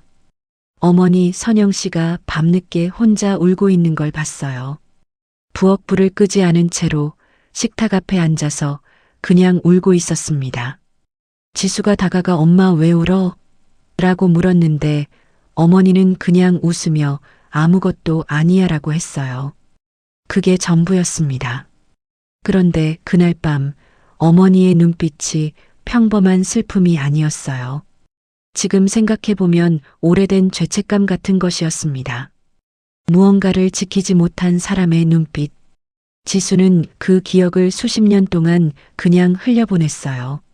그런데 오늘 밤 그 눈빛이 다시 떠올랐습니다. 설마 그 한마디가 입안에서 맴돌았어요. 그 시각 시장 골목에서 멀지 않은 낡은 원룸에서 강현우도 움직이고 있었습니다. 태양건설에 들어온 뒤로 현우는 조용히 준비를 해왔어요. 회사 업무를 하면서 동시에 박씨 아저씨가 남긴 천조각 한 장을 단서 삼아 할 수 있는 것들을 하나씩 해나갔습니다. 그리고 주말이 되면 경기도 외곽으로 내려갔어요. 시장 골목. 오래된 국밥집 자리는 이미 다른 가게로 바뀌어 있었지만 그 근처에 박씨 아저씨와 오래 알고 지낸 노인이 한 명 살고 있었습니다. 현우는 그 노인을 찾아갔어요. 마당 평상에 앉아있던 노인은 현우를 보자마자 표정이 굳었습니다. 반갑다는 얼굴이 아니었어요. 오히려 뭔가를 오래 감추고 있다가 들킨 사람처럼 잠깐 시선을 피했습니다. 현우는 바로 물어봤어요. 아버지가 저를 어디서 데려왔는지 아세요? 노인은 대답하지 않았습니다. 담배에 불을 붙이며 고개를 숙였어요. 현우는 기다렸습니다. 서두르지 않고 그냥 옆에 앉아서 기다렸어요. 노인이 담배 연기를 길게 내뿜으며 말을 이었어요. 박 씨가 그날 밤 그 아이를 받아올 때 아이 담요 안에 뭔가 있었다고 했어. 작은 천조각이었는데 거기에 글씨가 수놓아져 있었다고. 현우의 손이 무릎 위에서 천천히 쥐어졌습니다. 태양건설 강씨 문중이라던가 뭐 그렇게 수놓아져 있었다고 하더라고. 아마 아이 엄마가 넣은 것 같다고 했어. 그 대단한 집에서 아이를 버릴 만한 무슨 사연이 있던 건지. 노인의 말이 끝났습니다. 현우는 한동안 아무 말도 하지 못했어요. 숨을 쉬고 있는지도 몰랐습니다. 머릿속이 텅 비는 것 같았다가 갑자기 너무 많은 것들이 한꺼번에 밀려왔어요. 아이 담요 안에 넣어진 천조각, 태양건설 강씨 문중자재, 그리고 서랍 속 봉투에 30년 동안 잠들어 있던 그 천조각. 박씨 아저씨는 알고 있었던 거예요. 처음부터. 그러면서도 끝내 말하지 않았습니다. 현우는 천천히 손을 내려다봤어요. 무릎 위에 얹힌 손이 자신도 모르게 꽉 쥐어져 있었습니다. 손끝이 하얗게 됐어요. 버려진 게 아니었습니다. 누군가가 의도적으로 자신의 존재를 지운 거였어요. 그리고 그 중심에 태양건설이 있었습니다. 모든 조각이 맞춰지기 시작했어요. 어릴 때부터 느꼈던 묘한 공백감, 기록이 늦게 시작되는 이유, 박씨 아저씨가 끝내 말하지 않았던 이유, 그리고 태양건설에 들어온 이후로 왜인지 마음 한켠이 계속 불편했던 이유까지. 현우는 자리에서 일어서며 노인에게 고개를 숙였어요. 그리고 골목을 걸어 나왔습니다. 하늘에는 별이 없었어요. 가로등 불빛만 골목을 노랗게 물들이고 있었고 바람이 차갑게 불어왔습니다. 현우는 걸음을 멈추지 않았어요. 뒤돌아보지도 않았습니다. 그리고 그 눈빛은 이제 더 이상 흔들리지 않았어요. 지수가 본가를 찾아간 건 현우에 대한 조사 결과를 받은 지 사흘 뒤였습니다. 평소에도 자주 오는 집이 아니었어요. 장 여사가 있는 공간은 항상 어딘가 무거웠고 그 무게는 어릴 때부터 지금까지 한 번도 가벼워진 적이 없었습니다. 그러나 이번만큼은 피할 수 없었어요. 알아야 했습니다. 본가는 서울 성북구 언덕 위에 있었어요. 높은 담장에 둘러싸인 2층 한옥이었는데 겉에서 보면 조용하고 단정했지만 안으로 들어갈수록 오래된 무언가가 공기 속에 배어 있는 것 같은 집이었습니다. 지수는 어머니 선영 씨가 거실에 혼자 있는 것을 확인하고 나서 자리에 앉았어요. 어머니 선영 씨는 60 초반이었지만 나이보다 훨씬 오래 산 사람처럼 보였어요. 눈가에 깊이 팬 주름이나 희끗한 머리카락 때문이 아니었습니다. 오랫동안 무언가를 꾹 눌러온 사람에게서만 풍기는 그 특유의 무거움이 있었어요. 말할 때도 웃을 때도 그 무게는 사라지지 않았습니다. 마치 웃음 뒤에 항상 무언가를 숨기고 있는 것 같은 얼굴이었지요. 지수가 낮은 목소리로 말을 꺼냈습니다. 어머니, 저 쌍둥이였나요? 거실 안에 아무 소리도 없었어요. 시계 소리만 들렸습니다. 벽에 걸린 낡은 시계가 초침을 움직이는 소리가 그날따라 유독 크게 들렸어요. 어머니의 손이 떨렸습니다. 무릎 위에 얹혀있던 손이 천천히 꼭 쥐어졌어요. 시선은 창밖으로 향했고 입술이 한 번 열렸다가 다시 닫혔습니다. 그리고 고개를 떨궜어요. 맞아. 두 글자였습니다. 지수는 숨을 한 번 가다듬고 다시 물었어요. 그럼 다른 아이는요? 지금 어디 있어요? 그 순간 복도 쪽에서 발소리가 들렸습니다. 천천히 그러나 무게감 있는 발소리였어요. 문이 열리지 않아도 이미 알 수 있었어요. 이 집에서 그 발소리를 가진 사람은 단 한 명이었으니까요. 문이 열렸습니다. 장옥분 여사, 80에 가까운 나이였지만 등이 굽지 않았어요. 흰 머리를 단정하게 올려 묶었고 진한 색의 한복을 입고 있었습니다. 그 눈빛은 세월이 흘러도 달라지지 않았어요. 차갑고 선명했고 무엇이든 계산하고 있는 것 같은 눈이었습니다. 장 여사는 거실로 들어서면서 지수를 한번 보고 그 다음 선영 씨를 한번 봤어요. 그리고 천천히 소파에 앉으며 말했습니다. 그 질문 여기서 끝내라. 명령이었어요. 설명도 아니고 부탁도 아니었습니다. 지수는 자리에서 일어서며 할머니를 바라봤어요. 이미 알고 있습니다. 제게 쌍둥이 형제가 있었고 그 아이가 지워졌다는 것도요. 제가 묻고 싶은 건 지금 그 아이가 어디 있냐는 거예요. 장 여사는 눈 하나 깜짝하지 않았습니다. 어디서 그런 소리를 들었어? 그게 중요한가요? 두 사람의 시선이 정면으로 맞부딪혔어요. 공기가 팽팽하게 당겨지는 것 같았습니다. 선영 씨는 그 사이에서 고개를 들지 못했어요. 무릎 위에 얹힌 손이 가늘게 떨렸고 입술은 꼭 다물린 채였습니다. 할 말이 없어서가 아니었어요. 30년 동안 하지 못했던 말이 목 끝까지 차올랐지만 그 말을 꺼낼 용기가 지금도 그녀에겐 없었습니다. 장 여사가 먼저 시선을 창밖으로 돌렸어요. 그리고 아주 조용하게 그러나 또렷하게 말했습니다. 그 아이는 태어나선 안 되는 애였어. 지수의 눈이 굳었습니다. 할머니, 당시 이 집 상황이 어땠는지 너는 몰라. 세무조사, 지분 분쟁, 거기다 아버지가 이미 판단력을 잃고 있을 때였어. 그 상황에서 상속자가 둘이면 이 가문은 그대로 무너졌다.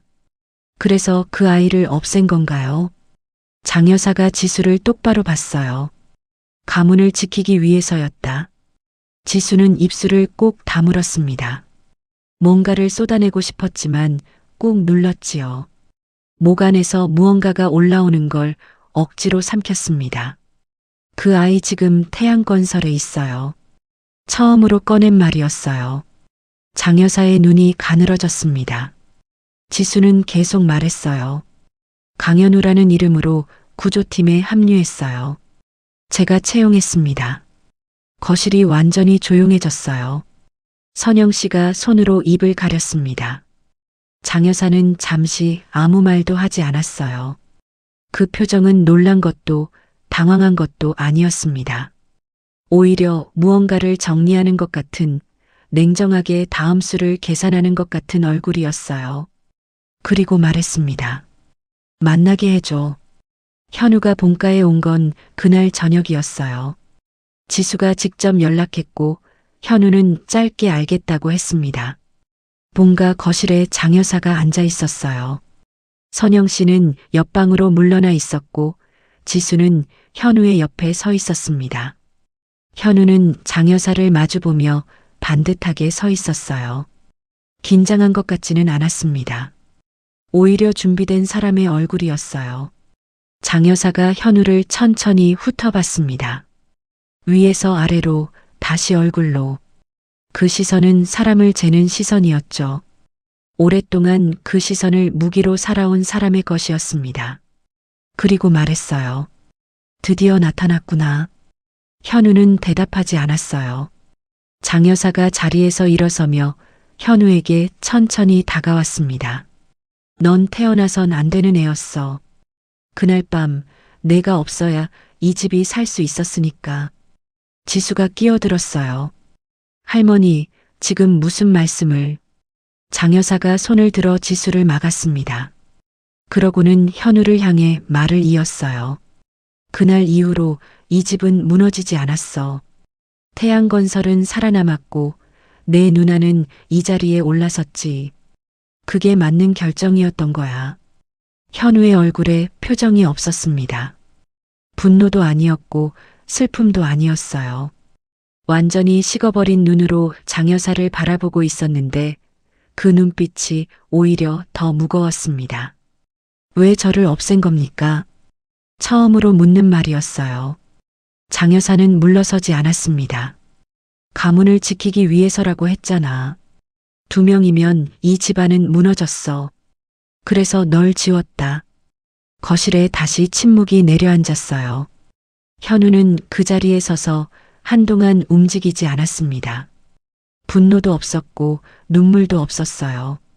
30년 동안 품어온 질문의 답을 방금 들은 사람치고는 너무 조용했습니다. 무언가가 속에서 천천히 가라앉고 있는 것 같은 다 내려놓은 사람의 침묵이었습니다. 그리고 짧게 말했어요. 알겠습니다. 그게 전부였어요. 현우가 돌아서자 지수가 팔을 잡았어요. 어디 가요? 현우는 멈추지 않았어요. 지수의 손이 슬며시 미끄러졌습니다. 현우가 문을 향해 걸으면서 말했어요. 이제야 이해됐습니다. 저는 가족이 아니었네요. 처음부터. 문이 열렸다가 닫혔습니다. 지수는 그 자리에 서서 닫힌 문을 바라봤어요. 뭔가를 말하려 했지만 아무 소리도 나오지 않았습니다. 장 여사는 소파로 돌아가 앉으며 말했어요. 됐어. 어차피 서류도 없는 애야. 증명할 수 있는 게 없어. 그 말이 지수의 귀에 들어오는 순간 가슴 안쪽에서 무언가가 끊어지는 소리가 났습니다. 지수는 천천히 할머니를 돌아봤어요. 평소 회의실에서 임원들을 압도하던 그 차갑고 날카로운 눈이 아닌 그보다 훨씬 깊은 곳에서 올라온 조용하지만 흔들리지 않는 눈빛이었습니다. 지수는 아무 말도 하지 않았어요. 해야 할 말은 이미 끝났고 더 할 말도 없었습니다. 그냥 돌아서서 본가 문을 나왔어요. 그날 밤 30년 동안 단단해 보였던 태양건설 가문이 소리도 없이 갈라지기 시작했습니다. 현우가 본가 문을 나선 뒤 골목 끝까지 걸어가다가 멈췄습니다. 가느다란 비가 내리고 있었어요. 현우는 우산도 없이 그 자리에 서서 하늘을 올려다봤습니다. 빗방울이 얼굴 위로 떨어졌지만 피하지 않았어요. 차갑고 가는 빗줄기가 뺨을 타고 흘러내렸습니다. 눈물인지 빗물인지 구분할 필요도 없었어요. 가족이 아니었다. 그 한마디가 모든 것을 정리해버렸어요. 분하다거나 억울하다는 감정이 아니었습니다. 오히려 이상하게 홀가분했어요. 30년 동안 자신도 모르게 어딘가에 걸어두고 있던 물음표 하나가 드디어 마침표로 바뀐 것 같은 느낌이었죠. 현우는 빗속을 걸어서 버스 정류장으로 향했어요. 그리고 그날 밤 원룸으로 돌아와 짐을 쌌습니다. 짐은 많지 않았어요. 옷 몇 벌, 책 몇 권, 그리고 박씨 아저씨의 메모지. 그게 전부였습니다. 태양건설을 그만두기로 했어요. 처음부터 오래 있을 생각은 없었습니다. 찾아가서 묻는 것이 목적이었고 원하던 답은 아니었지만 어쨌든 답을 들었으니 더 있을 이유가 없었죠. 책상 서랍을 정리하다가 태양건설 사원증이 나왔어요. 현우는 그걸 손바닥에 올려두고 한참 동안 바라봤습니다. 가볍고 작은 플라스틱 카드였는데 그 안에 자신의 이름이 박혀 있었어요. 강현우, 구조팀. 잠시 후 서랍 위에 내려놓았습니다. 그리고 불을 껐어요. 한편 본가에는 여전히 불이 켜져 있었습니다. 지수는 장 여사와 단둘이 거실에 남아 있었어요. 선영 씨는 방으로 들어갔고 집안의 다른 사람들도 물러난 뒤였습니다. 지수가 먼저 입을 열었어요. 할머니, 그 아이 데려간 사람이 누구예요? 서류를 바꾼 의사는요? 그날 밤 거기 있었던 사람들은 다 어디 있어요? 장 여사는 찻잔을 내려놓으며 말했어요. 그게 뭐가 중요해? 30년 전 일이야. 중요해요. 지수의 목소리가 낮아졌어요.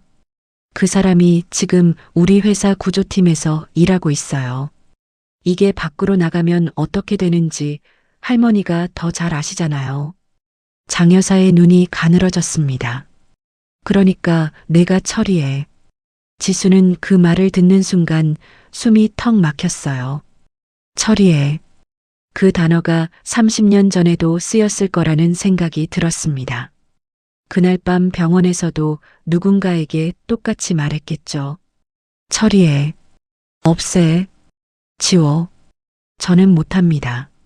지수가 똑바로 말했어요. 장 여사의 얼굴에 처음으로 균열이 생겼습니다. 눈빛이 차가워지는 게 보였어요. 강지수, 지금 내가 어디 서 있는지 알고 있어? 그 자리 그냥 생긴 게 아니야. 이 집이 지켜줬기 때문에 있는 거야. 그 자리가 누군가를 지우고 만들어진 거라면 지수가 잠시 멈췄다가 말을 이었어요. 저는 그 자리에 서 있고 싶지 않습니다. 두 사람 사이에 긴 침묵이 흘렀어요. 장 여사가 자리에서 일어섰습니다. 지수를 내려다보는 그 눈에는 분노도 당황함도 없었어요. 오히려 더 냉정해진 눈이었습니다. 철없는 소리 하지 마.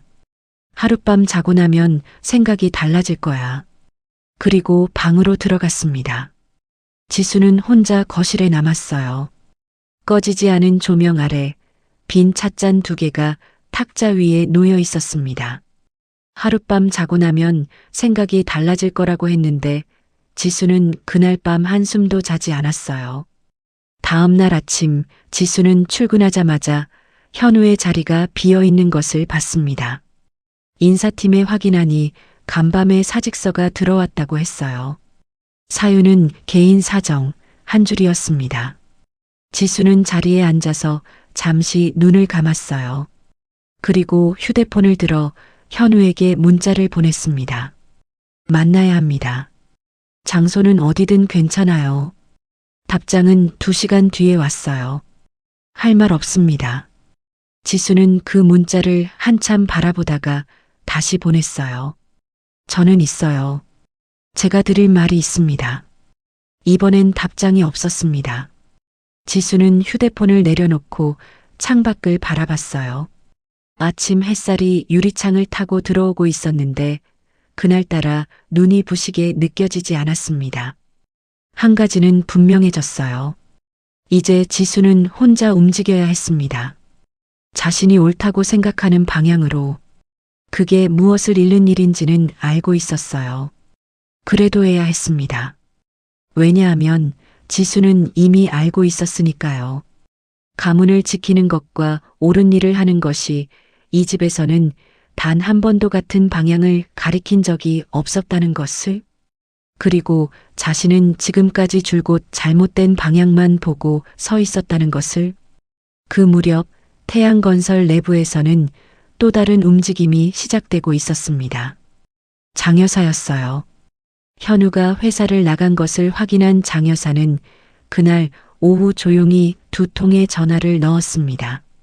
한 통은 법무팀장에게, 또 한 통은 외부의 누군가에게였어요.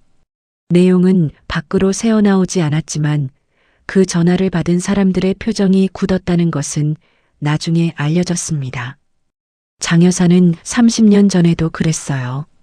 문제가 생기면 그것이 무엇이 됐든 없앴습니다. 이번에도 같은 방법을 쓰려 했어요. 그런데 이번엔 달랐죠. 30년 전에 그 아이는 갓 태어난 핏덩이였어요. 아무것도 몰랐고 아무것도 없었습니다. 지울 수 있었어요. 하지만 지금의 강현우는 달랐습니다. 태양건설이 수주한 도심 초고층 복합건물 공사는 회사 창사 이래 최대 규모 프로젝트였습니다. 지상 42층, 호텔과 오피스와 상업시설이 한 건물 안에 들어가는 복합개발이었어요. 총 공사비만 수천억 원이었고 서울 강남 노른자 땅에 올라가는 건물이었습니다. 태양건설의 이름을 다음 세대까지 이어갈 랜드마크라고 장 여사가 직접 표현했을 만큼 이 프로젝트에 회사의 모든 것이 걸려 있었어요. 그리고 그 공사 현장에서 이상 신호가 올라오기 시작한 건 현우가 회사를 나간 지 열흘이 지난 뒤였습니다. 현장 소장 박진태는 오전 점검을 마치고 사무소로 돌아와 보고서를 작성하다가 손이 멈췄어요. 지하 2층과 지상 3층 연결부, 그러니까 건물 하중이 가장 집중되는 핵심 구간에서 미세한 균열이 발견됐습니다. 어제 점검 때는 없던 것이었어요. 박진태는 잠시 그 균열을 들여다봤어요. 길이는 손가락 2마디 정도였고 폭은 머리카락 굵기였습니다. 육안으로는 크게 신경 쓸 것이 없어 보였습니다. 그런데 위치가 이상했죠. 그 균열이 생긴 위치는 현우가 현장 테스트 당시 하중이 쏠린다고 지적했던 바로 그 라인이었습니다. 당시 박진태는 문제 없다고 했었어요. 그리고 현우는 더 이상 말하지 않았죠. 박진태는 보고서를 열었다가 다시 닫았습니다. 그리고 현장 주임을 불러 말했어요. 이거 일단 모니터링해. 보고는 아직 안 해도 돼. 그게 첫 번째 실수였습니다. 그로부터 나흘 뒤 균열이 3군데로 늘었어요. 이번엔 진동도 감지됐습니다. 아주 미세한 진동이었지만 현장 인부 2명이 각각 다른 시간대에 같은 구간에서 발바닥을 통해 느꼈다고 보고했어요. 박진태는 그제야 내부 보고를 올렸습니다. 보고를 받은 공사 담당 임원은 외부 구조 전문가를 불러 현장 점검을 의뢰했어요. 그 전문가가 도면을 검토하고 현장을 돌아본 뒤 내린 결론은 짧고 명확했습니다.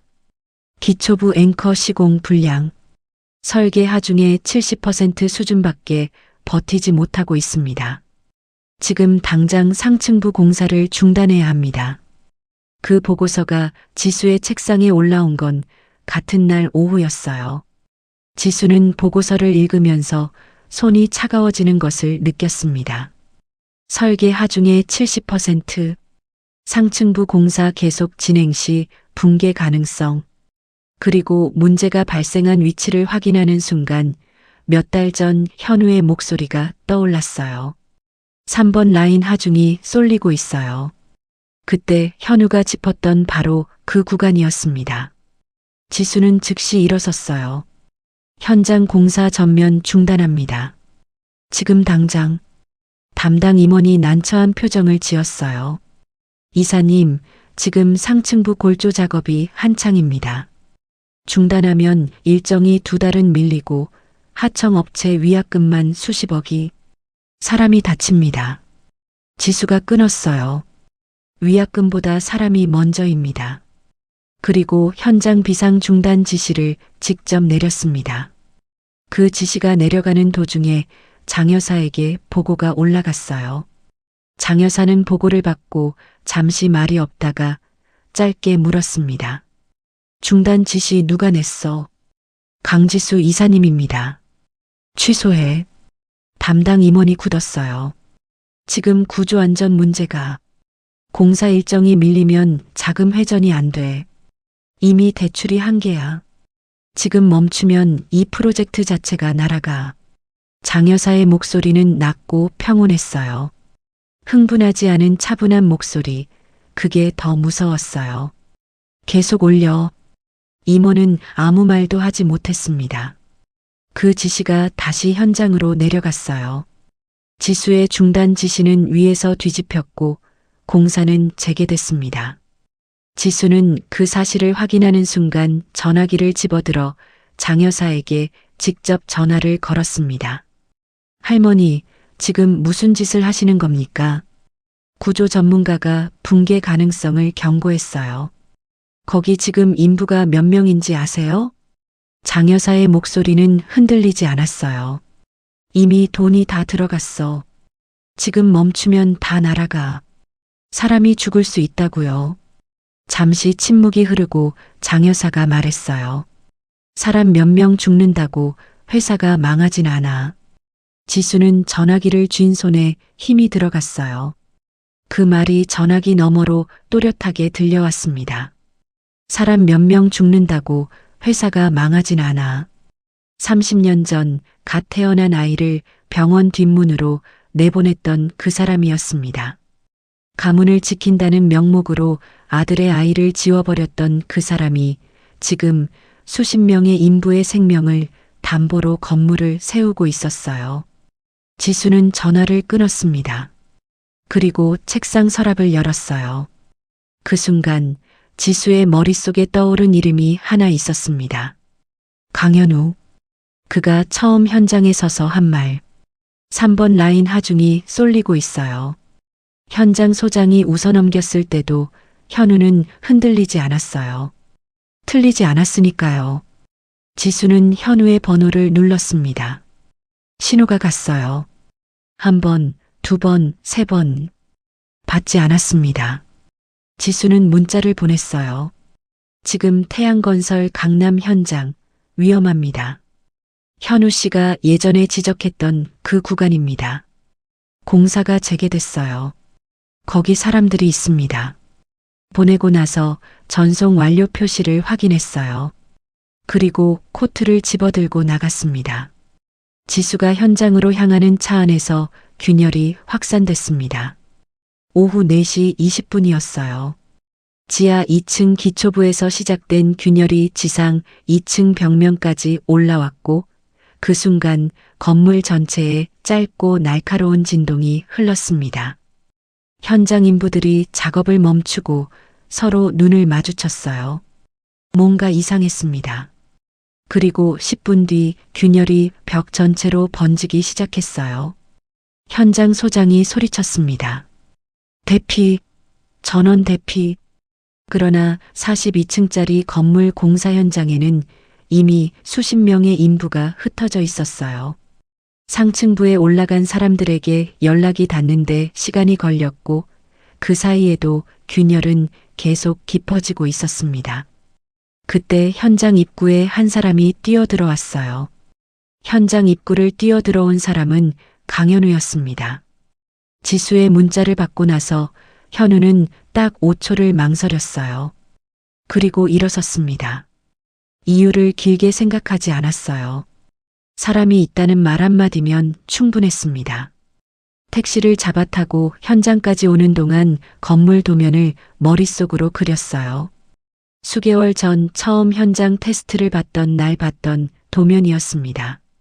3번 라인, 기초 앵커 간격, 하중 분산 경로 모두 선명하게 살아있었어요. 헬멧도 없이 뛰어들어온 현우를 본 현장 소장 박진태가 소리쳤습니다. 여기 외부인 못 들어옵니다. 현우는 멈추지 않았어요. 건물 내부로 들어서는 순간 벽면에 뻗어 있는 균열이 눈에 들어왔습니다. 방향을 읽었어요. 균열이 퍼지는 각도, 그 각도가 가리키는 곳은 지하 기초부와 지상 저층부가 연결되는 핵심 구간이었습니다. 아직 완전히 무너지지 않은 건 그 구간이 마지막으로 버티고 있기 때문이었어요. 버티는 시간이 얼마 남지 않았습니다. 현우가 소리쳤어요. 3번, 5번 기둥 주변 지금 당장 비우세요. 그 구역 하중 분산 안 되면 다 무너집니다. 현장 인부들이 멈추고 서로 얼굴을 봤어요. 누군지도 모르는 사람이 헬멧도 없이 뛰어들어와 소리치고 있었습니다. 따를 이유가 없었어요. 아무도 움직이지 않았습니다. 그때 지수가 현장 입구로 뛰어들어왔어요. 숨이 차 있었고 코트 앞섭이 흐트러져 있었습니다. 현우를 발견하는 순간 지수의 얼굴에서 뭔가 복잡한 것이 스쳐 지나갔어요. 그러나 그건 나중에 할 일이었습니다. 지수가 현장 인부들을 향해 소리쳤어요. 현우 씨 말대로 해요, 지금. 현장 소장이 지수를 봤습니다. 태양건설 전략이사. 자신의 인사권을 쥔 사람이었어요. 지금 당장요. 그 한마디에 현장이 움직이기 시작했습니다. 3번, 5번 기둥 주변 인부들이 빠져나왔어요. 현우는 그 사이 건물 내부를 뛰어다니며 상층부에 남아있는 인부들의 탈출 경로를 확인했습니다. 비상계단 두 곳 중 하나는 균열 확산 방향에 걸려 있어 위험했어요. 반대편 계단만 써야 했습니다. 무전기를 빌려 상층부에 직접 연락했어요. 지금 동쪽 비상계단만 써서 내려오세요. 서쪽은 안 됩니다. 뛰지 말고 빠르게 순서대로. 목소리가 흔들리지 않았어요. 위에서 발소리가 들리기 시작했습니다.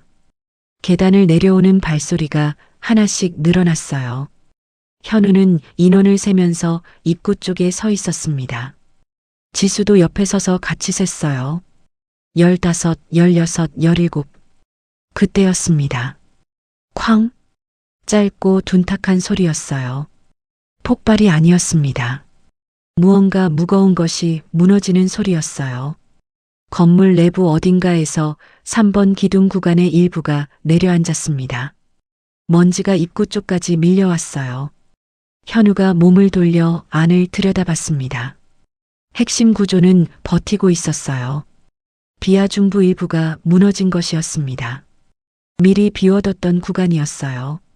그리고 계단에서 마지막 발소리가 들렸습니다. 23번째 사람이 뛰어나왔어요. 현장 밖으로 나온 인부가 무릎을 꿇고 앉아 숨을 몰아쉬었습니다. 그 옆에서 동료가 등을 두드려줬어요.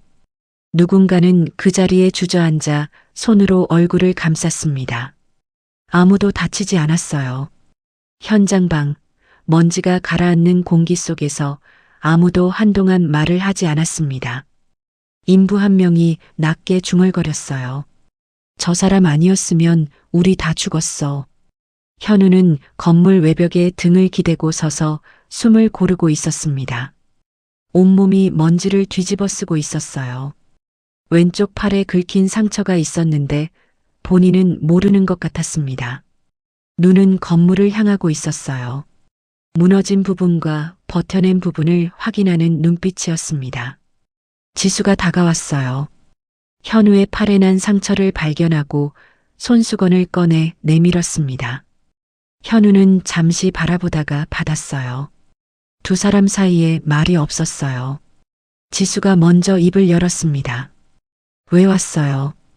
현우가 상처에 손수건을 누르며 짧게 대답했어요. 사람이 있다고 했으니까요. 그게 전부였습니다. 할 말이 1000가지는 있었지만 지수는 그 대답 앞에서 아무 말도 하지 못했어요. 눈물이 나올 것 같았는데 참았습니다. 이 자리에서 울 때가 아니었으니까요. 그날 저녁부터 언론이 움직이기 시작했습니다. 현장 인부 한 명이 스마트폰으로 찍어둔 영상이 온라인에 올라왔어요. 균열이 확산되는 장면, 먼지가 밀려오는 장면, 그리고 헬멧도 없이 뛰어들어온 한 남자가 무전기를 들고 인원 탈출을 지휘하는 장면이 담겨 있었습니다. 그 영상이 몇 시간 만에 수십만 조회수를 기록했어요. 뉴스가 받아쓰기 시작했습니다. 태양건설 초고층 현장 붕괴 위기. 구조 전문가 현장 지휘로 대형 사고 막아. 그러나 진짜 문제는 그 다음 날 터졌어요. 현장 내부에서 녹음된 음성 파일이 언론에 흘러나왔습니다. 누가 흘렸는지는 처음에 알 수 없었어요. 그러나 내용은 명확했습니다. 여자의 목소리였어요. 낮고 평온한 목소리. 장 여사의 목소리였습니다. 사람 몇 명 죽는다고 회사가 망하진 않아. 그 음성이 뉴스 방송을 타고 전국에 퍼져나갔습니다. 음성 파일을 흘린 사람은 지수였어요. 지수가 그날 장 여사와 통화할 때 직접 녹음해뒀습니다. 혹시 모른다는 생각에서였어요. 그리고 공사가 재개되고 현장이 무너질 뻔하고 사람들이 살아나온 그날 밤 지수는 그 파일을 기자에게 넘겼습니다. 이름을 밝히지 않고 단서도 남기지 않고 그냥 세상이 알아야 한다고 생각했어요. 장 여사가 한 말이 무엇인지, 그 사람이 어떤 사람인지, 그리고 그 사람 밑에서 이 회사가 어떻게 돌아가고 있었는지를. 사람 몇 명 죽는다고 회사가 망하진 않아. 그 14글자가 대한민국을 뒤흔들었습니다. 방송 뉴스는 그 음성을 하루에도 수십 번 내보냈고 포털 실시간 검색어 상위에는 장옥분, 태양건설, 안전목살이 나란히 올라왔어요. 온라인에서는 수십만 개의 댓글이 쏟아졌고 그중 상당수는 분노였습니다. 내 남편이 건설 현장에 다니는데 내 아들이 거기서 일하는데 그 댓글들은 뉴스 기사보다 더 뜨거웠어요. 건설 노동자 단체가 성명을 냈고 국회의원 여러 명이 국토부 장관에게 긴급 질의를 요청했습니다. 검찰에도 고발장이 접수됐어요. 태양건설 주가는 이틀 만에 30% 가까이 빠졌습니다. 이사회가 소집된 건 음성 파일이 공개된 지 나흘 뒤였어요. 회의실 안에는 사회이사 4명과 내부 임원들이 자리를 채우고 있었고 상석에는 장 여사가 앉아 있었습니다. 장 여사의 얼굴은 여전히 흔들리지 않았어요. 바깥이 아무리 시끄러워도 이 자리에서만큼은 자신이 통제할 수 있다고 믿는 것 같았습니다. 30년 넘게 그렇게 살아왔으니까요. 그러나 이번에는 달랐어요. 지수가 테이블 끝에서 일어섰습니다. 자료를 꺼내 테이블 위에 펼쳤어요. 구조 전문가의 현장 점검 보고서, 공사 중단 지시가 내려갔다가 뒤집힌 내부 결제 문서, 그리고 장 여사가 직접 공사 재개를 지시한 이메일 출력본이었습니다. 지수가 말했어요. 이 문서들은 이사회 전원에게 오늘 아침 이미 공유됐습니다. 장 여사께서 구조안전 경고를 묵살하고 공사 재개를 지시한 과정이 모두 기록으로 남아 있어요. 임원들이 시선을 피했습니다. 사회이사 한 명이 헛기침을 하고 말했어요. 이 상황에서 이사회가 취할 수 있는 조치를. 지수가 말을 끊었습니다. 장옥분 여사를 모든 직책에서 즉시 해임을 요청합니다. 명예회장 직함을 포함해서요. 장 여사의 눈이 가늘어졌어요. 강지수. 낮은 목소리였습니다. 이름만 불렀는데 그 안에 30년치 위계가 담겨 있었어요. 앉아라, 입 다물어라, 내 분수를 알아라. 그 모든 말이 이름 2글자 안에 압축돼 있었습니다. 그러나 지수는 앉지 않았어요. 사람 몇 명 죽어도 된다는 판단을 내린 분이 이 회사를 이끌어선 안 됩니다. 그건 경영의 문제가 아니라 사람에 대한 문제입니다. 장 여사가 자리에서 일어섰어요. 내가 감히 나르리 집안이 어떻게 여기까지 왔는지 알기나 해? 내가 그 자리에 있는 게 누구 덕분인지 알기나 하냐고. 지수가 장 여사를 똑바로 바라봤습니다. 압니다. 그 한마디였어요. 그래서 더 이상은 안 됩니다. 사람을 버린 순간부터 이미 끝났어요. 30년 전에도 열흘 전 그 현장에서도 할머니는 사람보다 가문을 먼저 두셨습니다. 저는 그 가문의 일원이기 이전의 사람입니다. 장 여사가 지수를 노려봤어요.